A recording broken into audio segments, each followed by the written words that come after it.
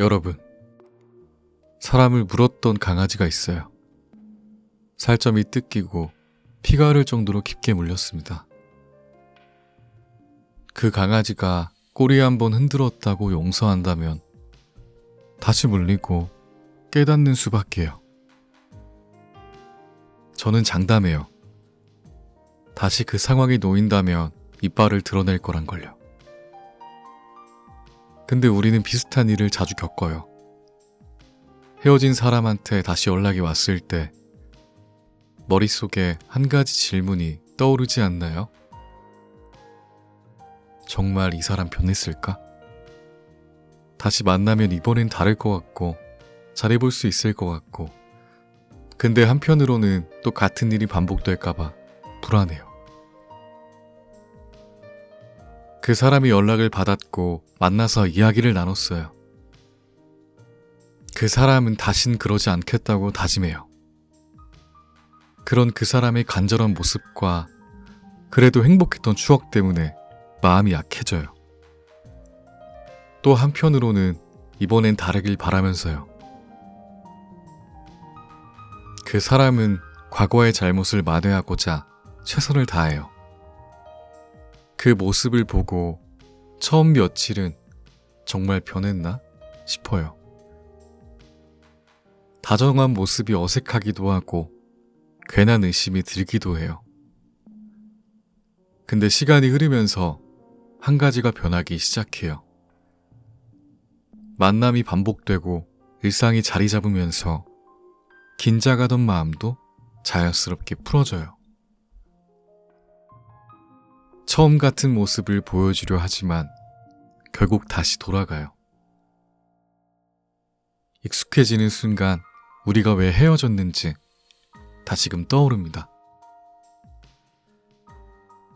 이건 글씨체랑 비슷해요. 이쁘게 쓰려고 긴장하면 한두 줄은 정성스럽게 써요.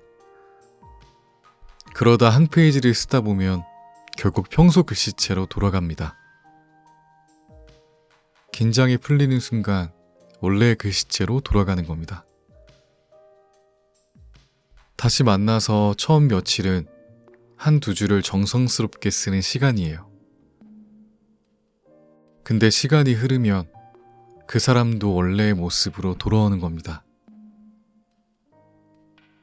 글씨체는 연습이라는 게 있지만 본성을 바꾸는 연습은 없습니다.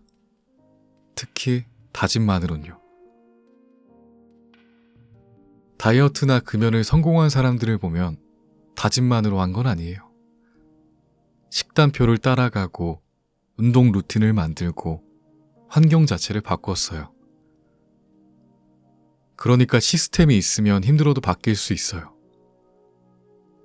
하지만 사람의 본성을 바꿀 수 있는 시스템은 없습니다. 과연 식단표 같은 게 있을까요?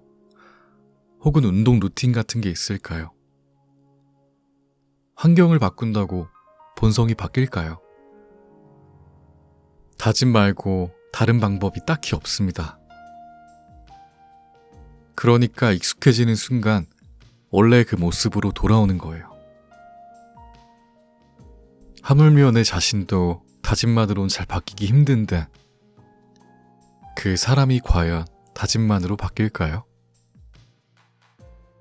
자, 다시 돌아와서 처음 강아지 이야기를 기억하실까요? 꼬리를 흔들던 그 강아지는 아마 물어서 미안하다는 표현을 하는 거겠죠.